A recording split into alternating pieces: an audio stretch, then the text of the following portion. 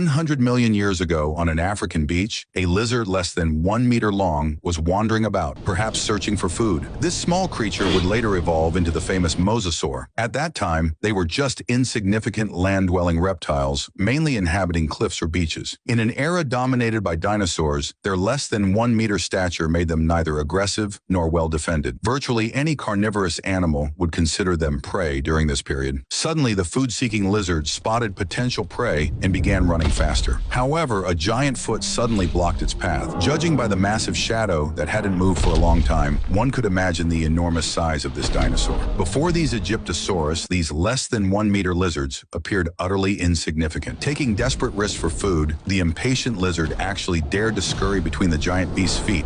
It was literally risking its life just for a bite to eat. In the distance, a crayfish was slowly moving across the sand. This turned out to be the lizard's desperately pursued feast. The lizard eagerly scrambled toward its prey, and watching it devour the food ravenously showed how low its survival requirements were in that era. Unfortunately, the supergiants on land ultimately left them few opportunities. These ancestors of mosasaurs relied on their big mouths to gulp down as many crayfish as possible before predatory dinosaurs approached. Suddenly, a 5.3-meter long, over 450-kilogram Abelisaurus came charging toward the beach. Although they lacked tremendous bite force, they possessed astonishing running speed among carnivorous dinosaurs. Even at full speed, these small lizards' tiny steps couldn't outrun the Abelisaurus's long legs. Those who had eaten their fill became the Abelisaurus's meal, while the half-fed lizards were forced by the Abelisaurus to change direction and flee toward the cliffs. The few lizards eaten still hadn't satisfied the Abelisaurus's hunger, so it desperately chased after the remaining ones. With a sheer cliff ahead, the only refuge was a stubbornly growing tree. The cornered lizards had no choice but to climb toward this last sanctuary. However, the slower climbers were inevitably caught and eaten by the pursuing Abelisaurus. Watching helplessly as these defenseless lizards took refuge in the tree, the frustrated Abelisaurus at the base could do nothing but roar angrily beneath the branches. No matter what, it couldn't reach the lizards, so close yet so far. But misfortune never comes singly. The lizards that had climbed the tree then faced an aerial disaster. A group of Quetzalcoatlus arrived and effortlessly snatched several more lizards. The remaining lizards anxiously moved back and forth on the branches. Just then, the second wave of pterosaur attacks began. Looking down at the Abelisaurus beneath the tree, the lizards truly couldn't find any way out now. Facing the vast ocean, though these lizards still wished to remain on land, survival ultimately drove them to leap into that unknown expanse of water.